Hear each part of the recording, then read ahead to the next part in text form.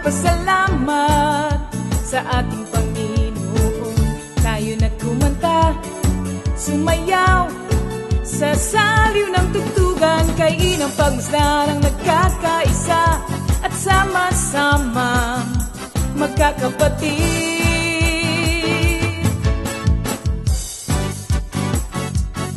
Tayo na sumamba, kumanta. Tayo na sumamba, sumayaw kay Jesus. Kayo na at sumamba, magpasalamat sa ating Panginoon. Tayo na kumanta, sumayaw sa saliw ng tugtugan, kay inang pagmasdan ang nagkakaisa at sama-sama magkakapatid. Ibigay kay Jesus ang iyong problema. Magdasal, maghintay, magtiwala. Sa oras ng pangangailangan, si Jesus ang katugunan. Si Jesus ang ating Panginoon, kailanman di Kanya iiwan. Si Jesus ang ating Panginoon, kasama sa lahat ng oras. Papuri at pasasalamat tanging sa'yo, alay. Tanging sa'yo, alay.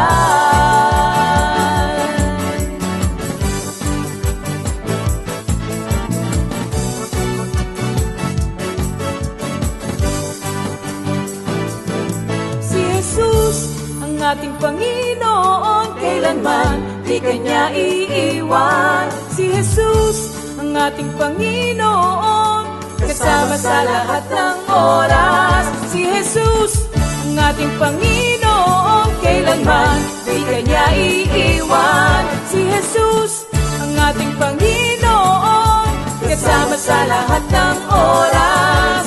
Papuri at pasasalamat tanging sa'yo, alay.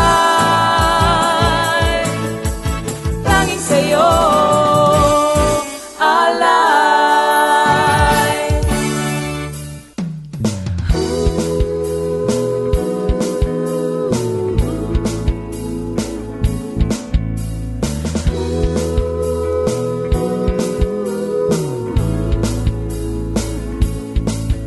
Pinagpalang buhay ang kaloob ng Diyos sa lahat ng tao.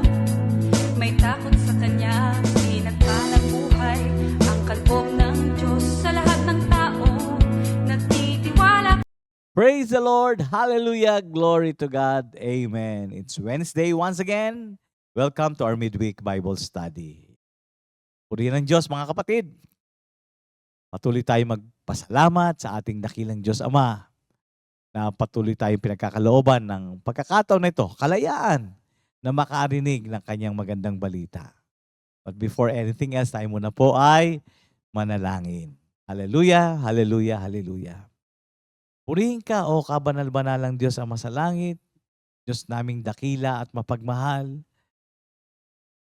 na hindi nagkukulang sa amin sa lahat ng aming pangangailangan, lalong-lalo na sa espiritual. Kung kaya sa gabing ito, Ama, manguna po kayo. Lord, we ask for your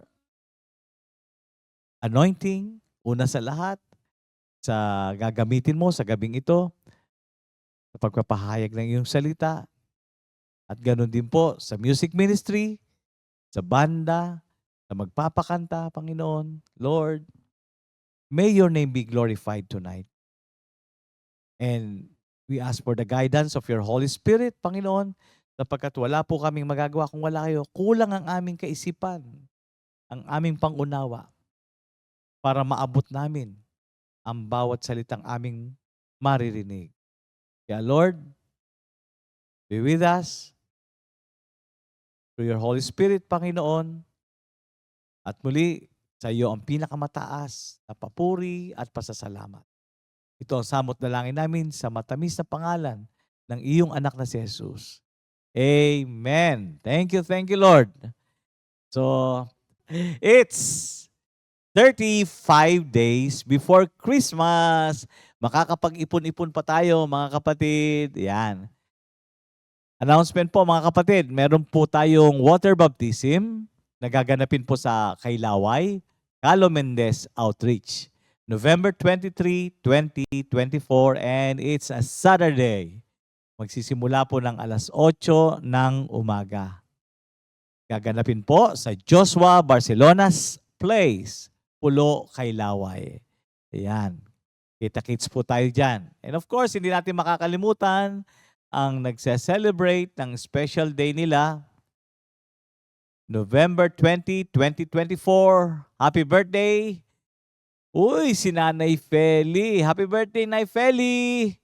And of course, Sister Melissa Soledad, Sister Karen Beltran, Sister Catherine Olar, Brother Jeffrey Kawilan, Brother John Paul Hernandez, bro. Special day mo ngayon. And Brother Ivan Sahol. Happy birthday and enjoy your day. Take it away, Brother Bong.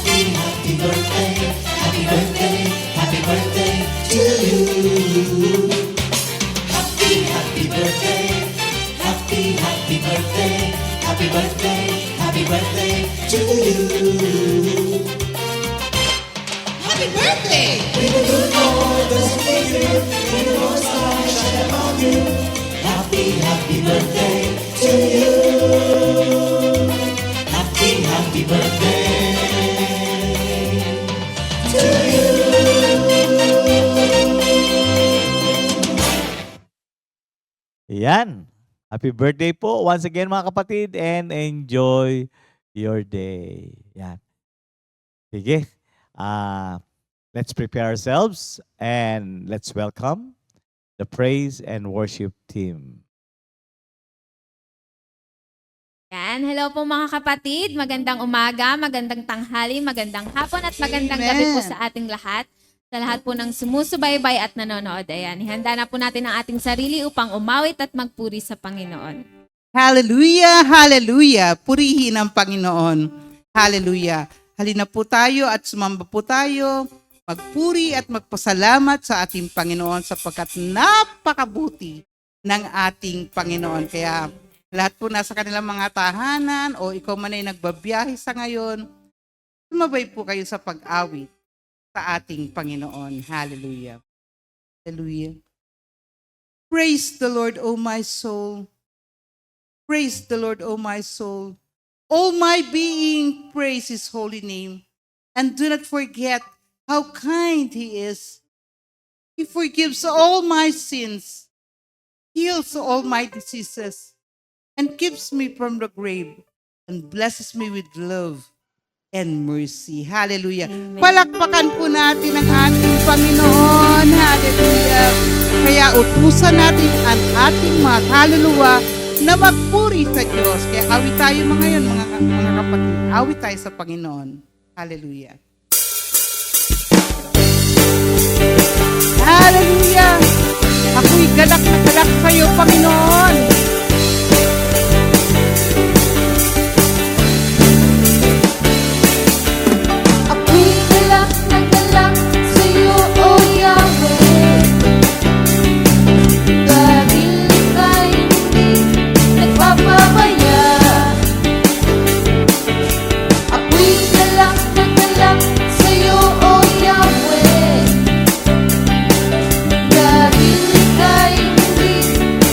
Papa.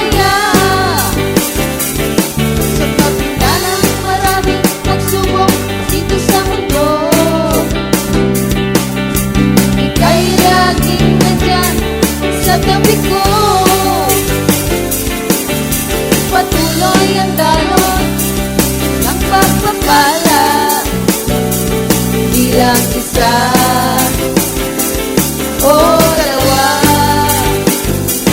Napakarami, napakarami pa mula sa'yo, mula sa'yo.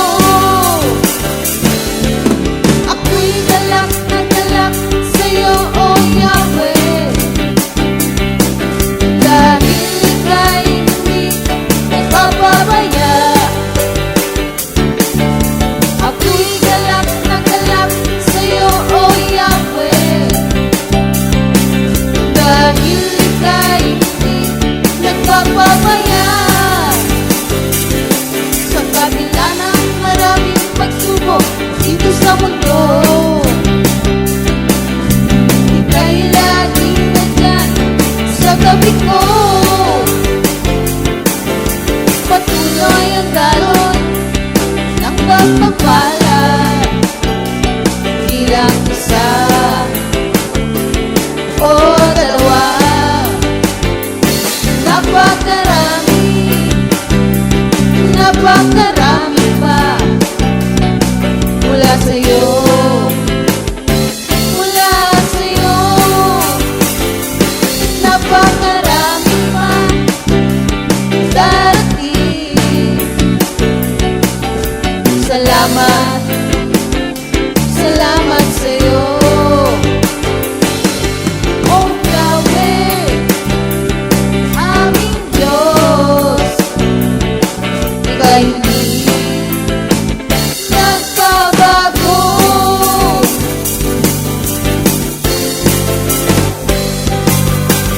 Ang salita mo, Panginoon, ay napakahalaga. Higit pa sa anumang kayamanan sa mundong ito. Ang salita mo, Panginoon, ang pag-asa ko. Anuman ang mangyari, magtitiwala ako. Ang salita mo, Panginoon, ay napakahalaga. Higit pa sa anumang kayamanan sa mundong ito. Ang salita mo, Panginoon, ang pag-asa ko. Anuman ang mangyari, magtitiwala ako.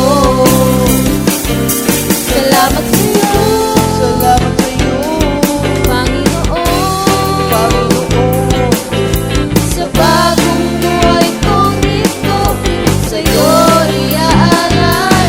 Wala nang iba, wala nang iba, sasambahin, sasambahin. Mahal na mahal kita, aking Panginoon Jesus. Salamat sa'yo, salamat sa'yo, Panginoon, Panginoon, sa bagong buhay kong ito, sa'yo iaalay. Wala nang iba, wala nang iba, sasambahin, sasambahin. Mahal na mahal kita, mahal na mahal kita, mahal na mahal kita, Panginoon.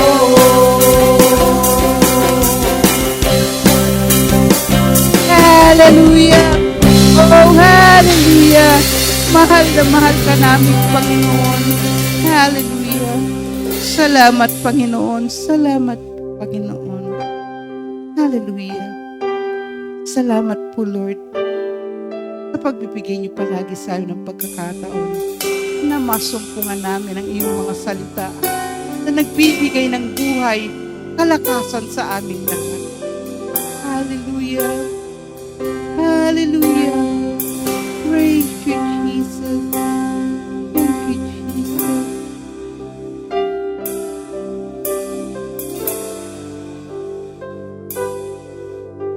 Unahin ko lagi ang Panginoon sa lahat ng panahon. Aking gugustuhin Gunitain mga ginawa niya noon, magpahanggang ngayon. Uunahin kong lagi ang Panginoon sa lahat ng panahon.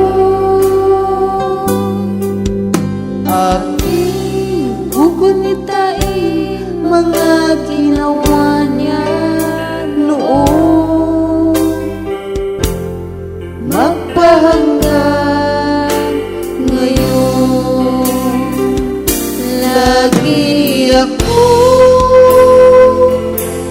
nananabik sa iyong mga salita. Lagi ako umaasa sa iyong galingan. Aking paghahangarin, malugod ka sa buhay ko at maging karapat-dapat sa'yo ang laman ng puso ko. Lagi ako nananabik sa iyong mga salita. Lagi ako umaasa sa iyong galingan. Aking paghahangarin, malugod ka sa buhay ko at maging karapat-dapat sa'yo ang laman ng puso ko.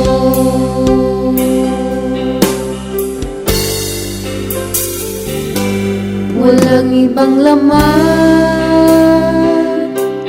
ang aking puso, laging sinasambit ng aking labi. Laman ng aking isip, laman ng aking puso, ang pag-ibig mo.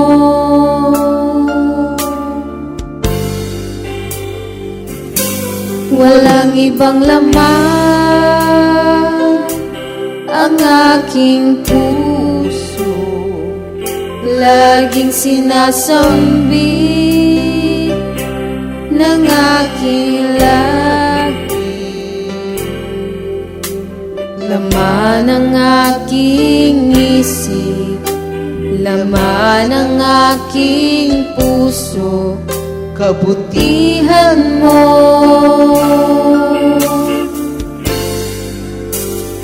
Oh Jesus, kamangha-mangha ang iyong mga gawa. Kamangha-mangha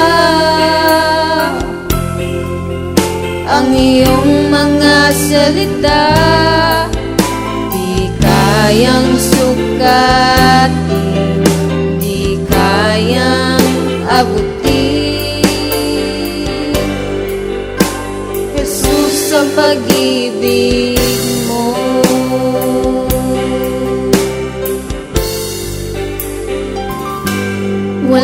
ibang laman ang aking puso. Laging sinasambit ng aking labi, laman ng aking isip, laman ng aking puso, kabutihan mo.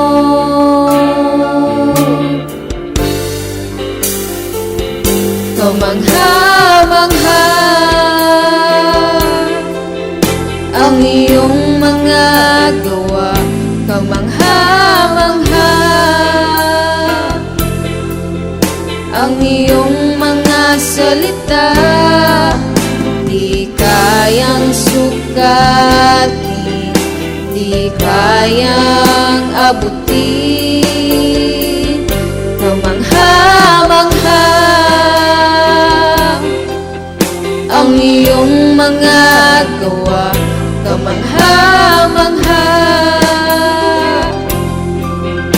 ang iyong mga salita, di kayang sukatin, di kayang abutin.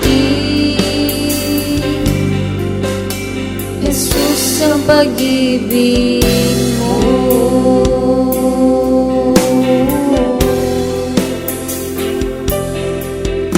di kayang sukatin, di kayang abutin.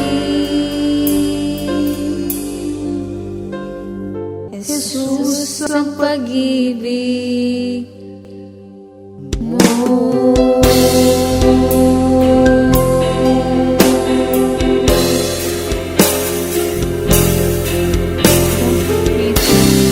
Oh, praise God.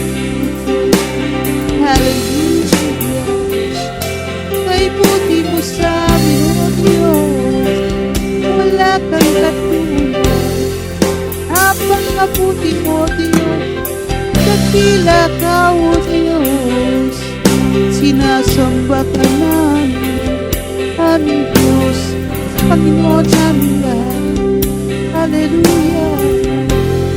Praise you, Jesus. Hallelujah. Praise you, Jesus. Palakpakan po natin ang ating Panginoon. Hallelujah. Hallelujah.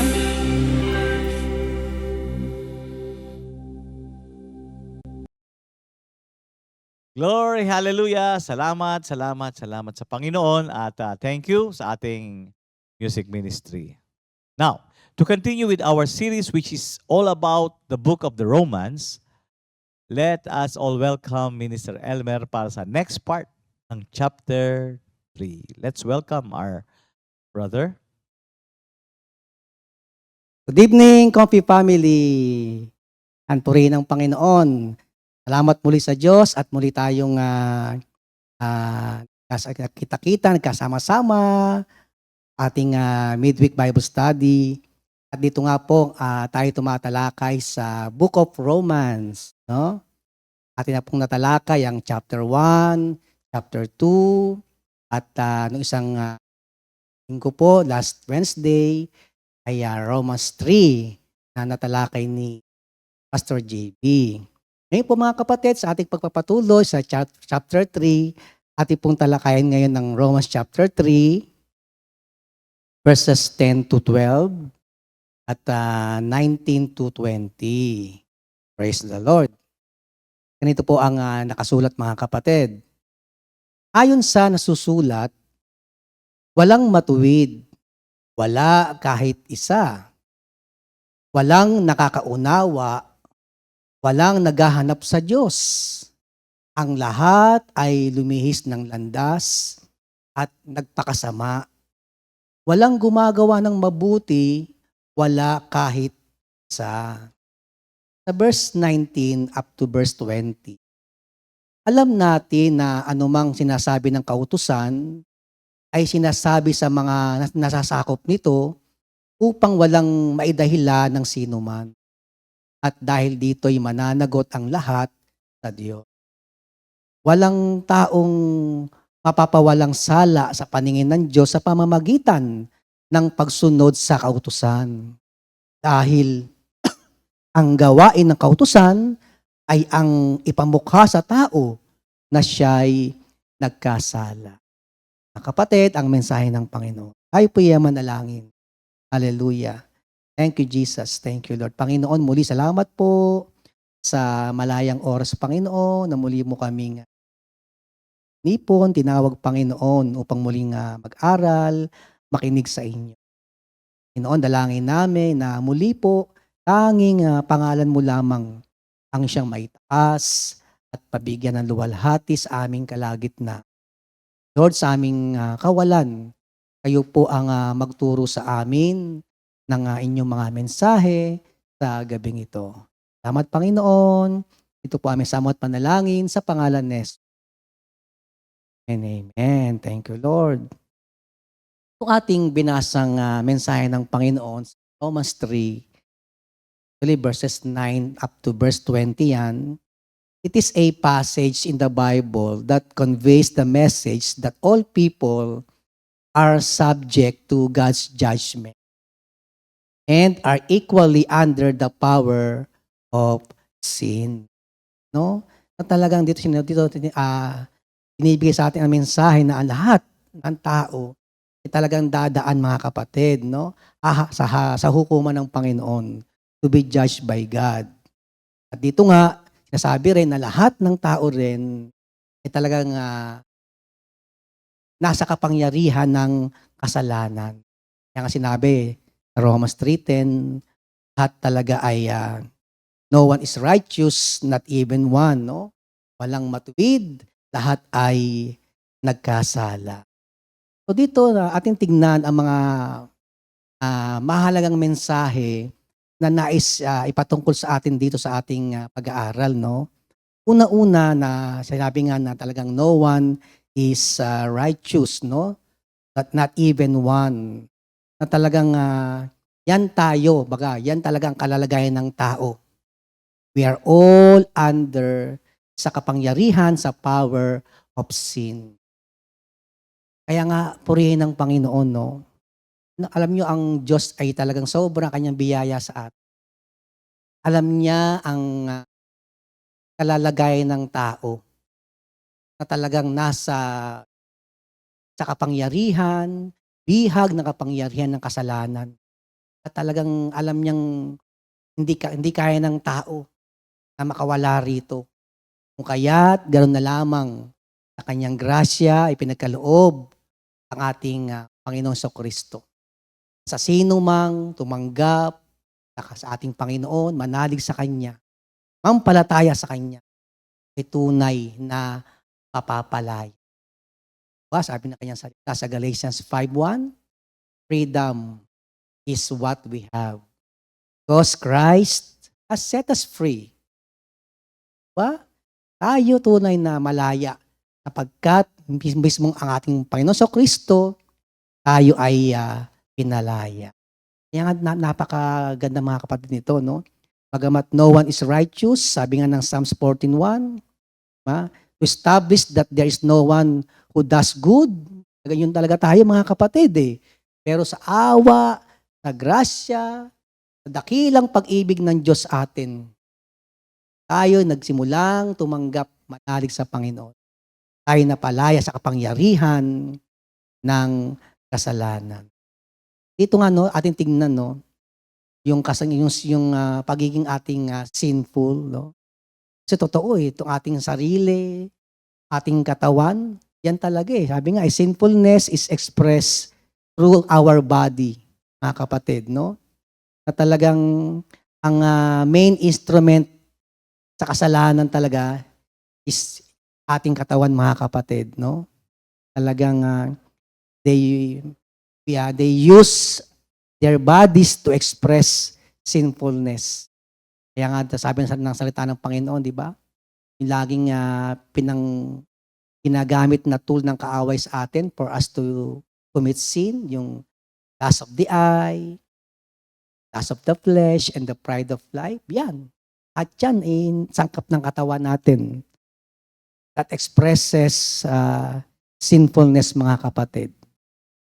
At di lamang yun. Dito nga sinabi sa ating mensahe, no, na yung pagpapaliwanag tungkol sa the law or yung sinasabing utos ng Diyos, no. That sabi nga through law or tinatawag na Mosaic law, no one can be justified by following the law, no? Natunay na hindi tayo kayang palayain ating pagsunod sa utos, sa kautusan. Sa Ten Commandments, di po. Naman natin na wala pong nakasunod niyan. Masunod mo man yung siyam, isa ay hindi masunod, na lahat ay yung na-violate na. So we cannot be justified by observing the law. Because the law only show people their sin. Totoo. Pamagitan ng mga kautusan, nalaman ng tao ang kasalanan. Yun lamang mga kapatid yan, ang ginagawa ng kautusan mga kapatid. But the law cannot save us. Tayo magkakaroon lamang ng kaligtasan, magiging matuwid sa paningin ng Panginoon sa pamamagitan ng ating pananampalataya. Sabi nga mga kapatid, that Paul arrives at the good news that righteousness before God is available through faith in Christ's death. Kamatayan, mga kapatid, ng ating Panginoon sa Kristo. Mga kapatid, yan. Ating pananalig dito, tayo po ay napabilang bilang matuwid sa harapan ng ating Panginoon. Kaya praise the Lord, no? Salamat sa Panginoon na kung saan ay ating dating buhay, all people are under sin, no? At the law cannot save us. It only brings awareness of sin, po ba? And the sin breaks all kind of relationship. Totoo yan, ang kasalanan. Yan ang sumisira anumang uri ng ugnayan, especially ating ugnayan sa Diyos, mga kapatid. Kaya nga, being under sin means that people's relationship with others are ruined. Ganyan ang kasalanan, mga kapatid. Tunay, yung kautusan ng Panginoon, hindi yan ang magpapalaya sa iyo sa kapangyarihan ng kasalanan, kundi ang ating pananalig sa redemptive work ng ating Panginoon. Kanyang pagbububo ng dugo, pag-aali ng kanyang buhay, kung po tayo naging malaya sa kapangyarihan ng kasalanan.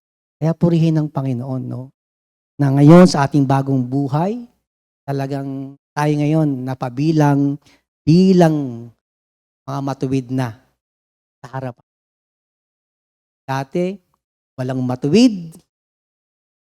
Nung tayo'y nanalig kay Jesus sa ating Panginoon, napabilang tayo ngayon mga kapatid, bilang matuwid sa harap ng ating Panginoon. Sabi nga mga kapatid, believers practice righteousness because they are renewed. Kung tayo'y nanalig, pampalataya, pag-ugnayan sa Panginoon, nabago. Renewed, na bago ang ating mga buhay. Kaya nga tunay ang ugat ng pamumuhay sa katuwiran ay ang pagbabagong buhay natin.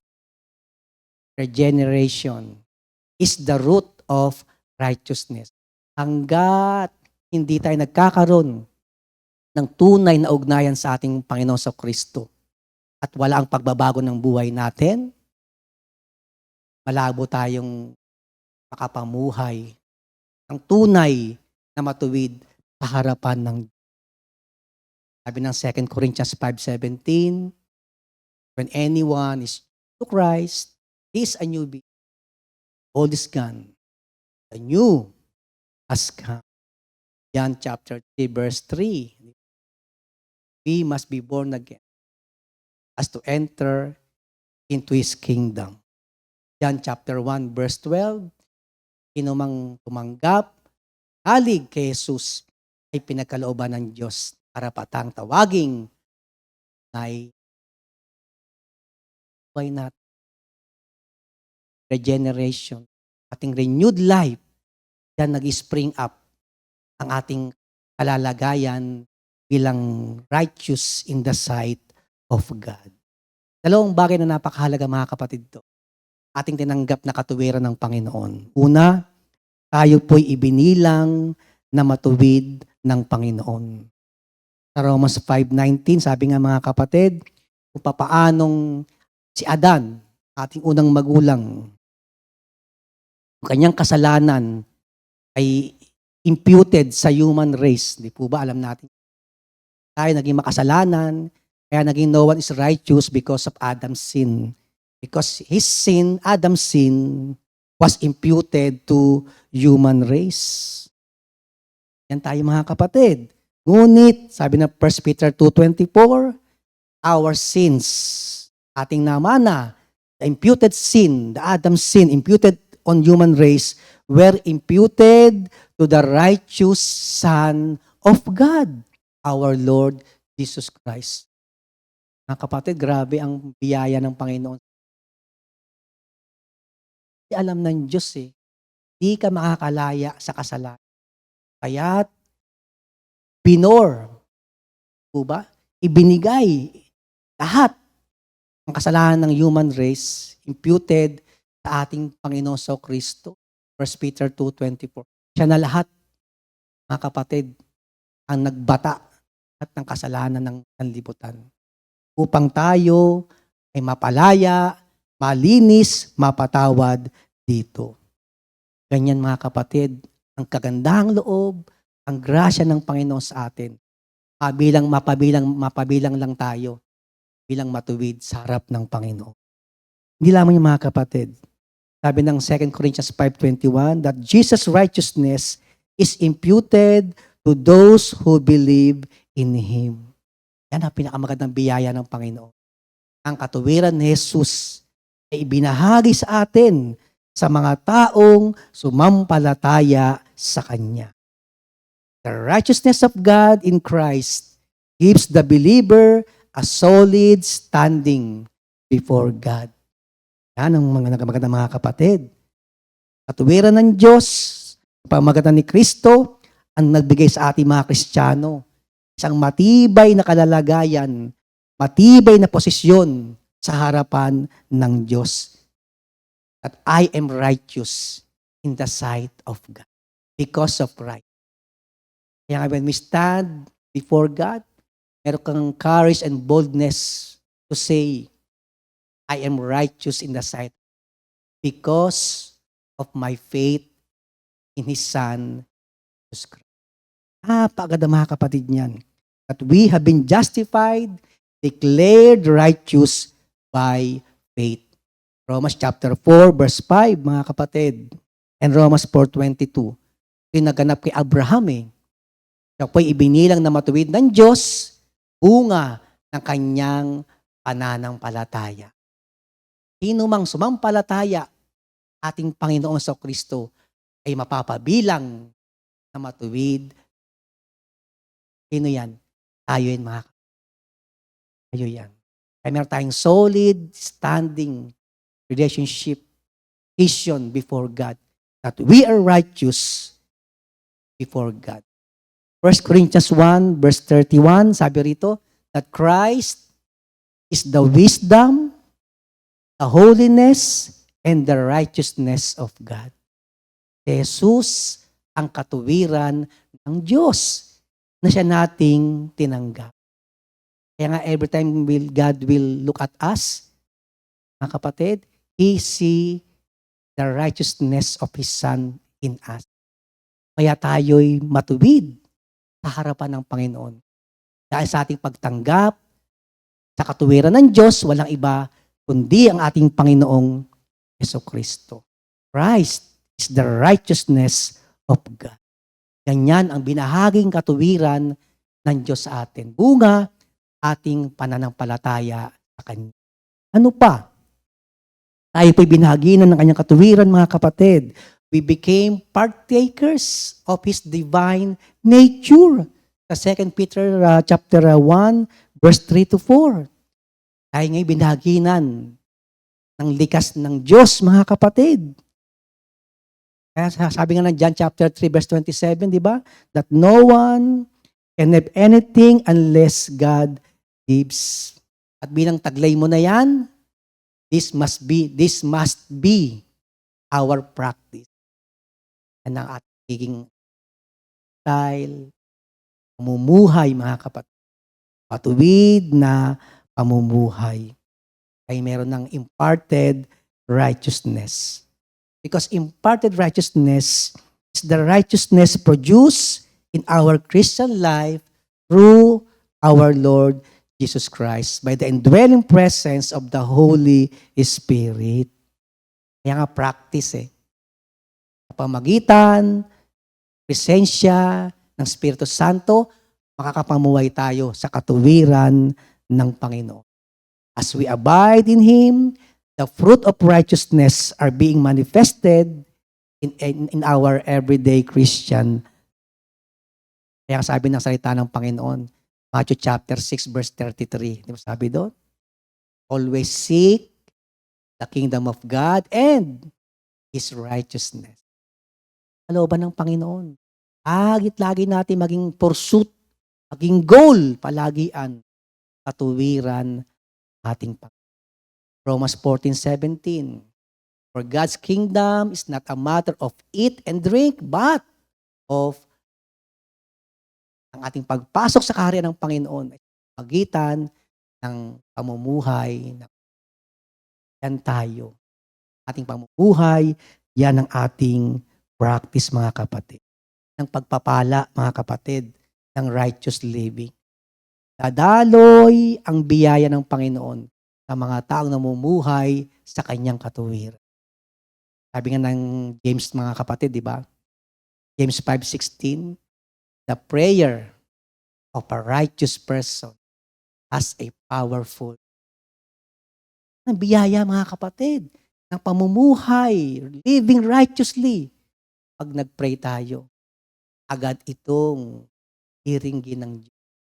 Ito, living right. Muhay tayo.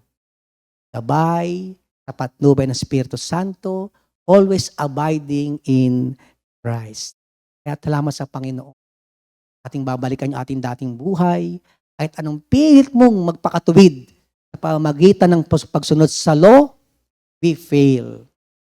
Ngunit nung tayo'y tagpuan ng Panginoon at tayo tumugon sa panawagan ng Diyos, tayo sumampalataya, nanalig sa Kanya, biyaya ng Panginoon. Tayo ngayon ay binahaginan at ibinilang na matuwid ng Diyos. Sabi nga the law demands righteousness, but Christ gives righteousness. Tunay, ka lamang, mga kapatid, Panginoon sa Kristo, siyang makapagkakaloob sa atin ng tunay na katuwiran. Kaya salamat sa Panginoon, sa buhay natin ngayon. Manatili po tayo. Pagtibayin natin, paglalimin natin, lumago tayo, mga kapatid, ating pananalig sa Kanya. Lalo pang lalalim, yayabong, lalawak, ating pamumuhay, ang naayon sa katuwiran ng ating. Praise the Lord. Tayo po'y muling manalangin. Hallelujah. Thank you, Jesus. Panginoon, muli, salamat po sa gabing ito. Salamat, Lord, sa mga salita mo, Panginoon, na muli mo kaming tinuruan upang kami makapamuhay palagian na matuwid sa iyong harapan. Salamat, Panginoon, sa kagandahang loob mo. Tunay, Panginoon, binago mo, Panginoon, ang aming lumang katatayuan. Ginawa mo mainam na kalalagayan sa harapan niyo, Panginoon. Kaya right now, Lord, we can boldly say that we are righteous in the sight of God because of our faith in your Son, Jesus Christ. Kaya Lord, lahat ng pasasalamat, papuri, luwalhati, kami binabalik, Panginoon, sa inyo. Gandang loob, Panginoon, ibinigay mo sa amin. All glory and honor is you. This we pray. In Jesus' name, amen, amen. Salamat sa Panginoon, mga kapatid. Thank you, Lord. Thank you, Lord. 2 Timothy 2:2. Hallelujah. 2 Timothy